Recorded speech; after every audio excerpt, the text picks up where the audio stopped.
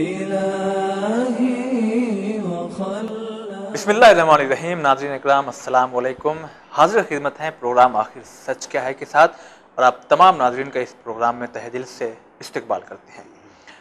ناظرین، مسلسل کئی ہفتوں سے ہم آپ کی خدمت میں حاضر ہوتے ہیں اور اسلام کے کچھ ایسے موضوعات کہ جس پہ مسلمانوں کے الگ الگ فرقوں کے درمیان بحث ہوا کرتی ہے، ان تمام موضوعات کو ہم انشاءاللہ دھیرے دھیرے اپنے اس پروگرام کے ذریعے ان تمام سوالوں کے جوابات آپ تک پہنچا رہے ہیں. لہٰذا اسی چیز کو دیکھتے ہوئے آج ہم آپ کی خدمت میں تحریف قرآن، یہ ایک ایسا ٹاپک ہے کہ اس پہ اکثر سوالات ہوتے ہیں اہل سنت سے بھی اور اہل تشیع یعنی شیعوں سے بھی. تو جو سوالات ہمارے ذہن میں ہیں ان کے تمام جواب دینے کے لیے آج ہمارے ساتھ پھر سے اسٹوڈیو موجود ہیں حجت الاسلام والمسلمین علی جناب مولانا سید محمد ذکی حسن صاحب قبلہ. السلام علیکم. وعلیکم السلام ورحمۃ اللہ وبرکاتہ. قبلہ خیر مقدم کرتے ہیں اور شکریہ ادا کرتے ہیں کہ آپ نے ہماری آواز پہ پھر سے لبیک کہا. انشاءاللہ پروردگار عالم آپ لوگ کی توفیقات میں اضافہ فرمائے. قبلہ سب سے پہلا سوال ہم آپ کی خدمت میں یہ رکھیں گے کہ تحریف، اس کی میننگ، اس کا مطلب آپ ہمارے ناظرین کو بتائیں. بسم اللہ الرحمن الرحیم. دیکھیے، لفظ تحریف ایک عربک ورڈ ہے جی، اور جس کے معنی ہے چینج کرنا. اور جب چینج کرنے کے معنی ہے تو پھر اس کے معنی یہ ہے کہ ہمیں یہ سمجھنا ہوگا کہ یہ جو آپ نے ٹاپک تحریف قرآن کا رکھا ہے تو قرآن مجید میں کس چیز کو اگر چینج کر دیا جائے تو تحریف قرآن کہا جائے گا. معمولاً 5 یا 6 میننگز اس کے لیے یا 5-6 مفہوم اس کے پیش کیے جاتے ہیں کہ جس کے معنی میں قرآن مجید کی تحریف کو یا اس چینجنگ کو قرار دیا جاتا ہے. سب سے پہلا جس چیز کو اہمیت کے ساتھ بیان کیا جاتا ہے وہ قرآن مجید کے الفاظ کی میننگ میں چینجنگ. یہ ایک ایسی چیز ہے کہ جو ظاہر سی بات ہے، جو جتنا پڑھا لکھا ہے اور جو جس طرف نالج رکھتا ہے اس کے اعتبار سے قرآن مجید کے ورڈز کو اپنے میننگ کے اعتبار سے پیش کرتا ہے. اور یہ ایک ایسی چیز ہے کہ جس کو قرآن مجید نے پیش کیا ہے بقیہ قوموں کے لیے، اور عالم اسلام قرآن کے بارے میں یہ کام کر رہا ہے. قرآن مجید کے مختلف ٹرانسلیشن اردو زبان ہی میں اگر دیکھ لیا جائے تو مختلف ٹرانسلیشن اس بات کے دلیل ہیں کہ قرآن مجید کے میننگز کئی عدد بیان کیے جاتے ہیں. قرآن مجید میں جس موقع کے اوپر یہودیوں کا جیوز کا تذکرہ کیا ہے، سورہ مائدہ میں قرآن مجید کہتا ہے کہ یحرفون الکلم عن مواضعہ، یہ لوگ کلمات کو اس کی جگہ سے ہٹا دیتے ہیں. تو مراد وہاں پر سارے مفسرین نے لکھا ہے کہ یہ لفظ نہیں چینج کرتے، لفظ کے میننگ کو چینج کر دیتے ہیں. اب نتیجہ یہ ہوتا ہے کہ سمجھنے والا اسی میں پریشان ہو جاتا ہے. مسلمانوں میں اس معنی میں اگر آپ تحریف لے لیجئے تو ظاہر سی بات ہے کہ مختلف ترجمے ایک ہی زبان کے اس بات کی دلیل ہیں کہ لفظی طور کے اوپر نہیں، معنوی طور کے اوپر میننگ میں چینجنگ سب نے کیا. آگے بڑھ جائیے. دوسری جس چینجنگ کو بڑی اہمیت دی جاتی ہے وہ قرآن مجید کی حرکت. آپ جانتے ہیں کہ قرآن مجید میں زیر زبر پیش یا فتحہ ضمہ کسرہ، اس کی بڑی امپورٹنس ہے.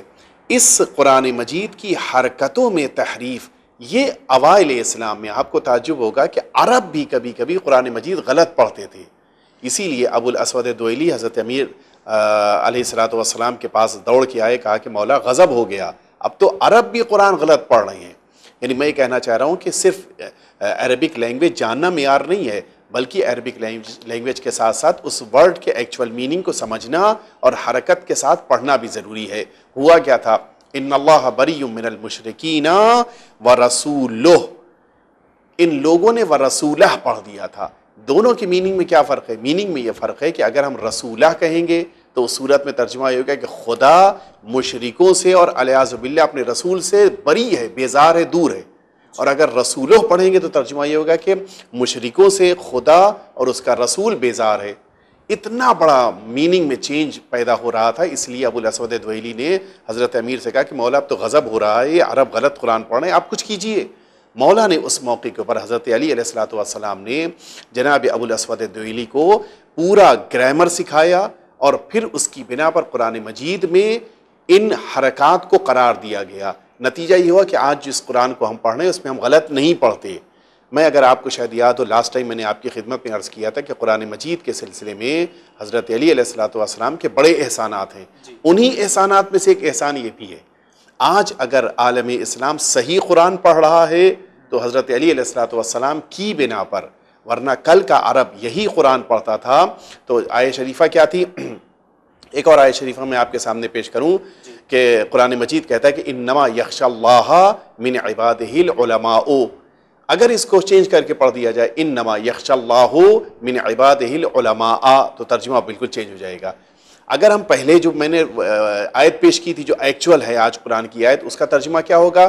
خدا سے صرف اس کے پڑھے لکھے بندے ڈرتے ہیں. لیکن اگر جو سیکنڈ انداز سے ہم نے پڑھا تو اس کا ترجمہ کیا ہوگا؟ خدا کے پڑھے لکھے بندوں سے خدا ڈرتا ہے. بالکل میننگ چینج ہو جاتی ہے. تو یہ جو سیکنڈ اسٹیپ میں نے آپ کی خدمت میں عرض کیا کہ عربوں کے درمیان حرکات کو چینج کرنا، یہ ایک ایسی چیز تھی کہ جس کو حضرت علی علیہ الصلوۃ والسلام نے قرآن مجید سے ہمیشہ کے لیے ختم کر دیا. اب ایک طرح سے قرآن پڑھا جا رہا ہے، اب نتیجہ یہ کہ کوئی غلط قرآن نہیں پڑھ رہا. یہ دو. اب آئیے اصل بات کی طرف چلیں. ایک ویو ہمارے مسلمانوں کے درمیان یہ پایا جاتا ہے کہ قرآن مجید جو آج ہمارے سامنے موجود ہے اس میں بہت سی چیزیں تھیں جو آج نہیں ہیں. ایک میننگ. اور فورتھ میننگ، بہت سے مسلمانوں کا یہ نظریہ ہے کہ آج جتنی قرآن مجید کی آیتیں ہیں، یہ آیتیں قرآن مجید میں اور زیادہ ہونی چاہیے تھیں کہ جن کو نہیں قرار دیا گیا. یعنی یہ سمجھنا کہ قرآن مجید سے کچھ آیتیں کم ہو گئیں، یہ سمجھنا کہ قرآن مجید میں کچھ چیزوں کا اضافہ کر دیا گیا. یہ دونوں چیزیں غلط ہیں، پاسبل ہی نہیں ہے. کیوں نہیں؟ پہلے میری بات سن لیجیے، اس کے بعد پھر آپ کے پاس میں آؤں گا کہ آپ کیا پوچھنا چاہ رہے ہیں اس سلسلے میں. پوری بات میری کلیئر کر دوں میں آپ کے لیے.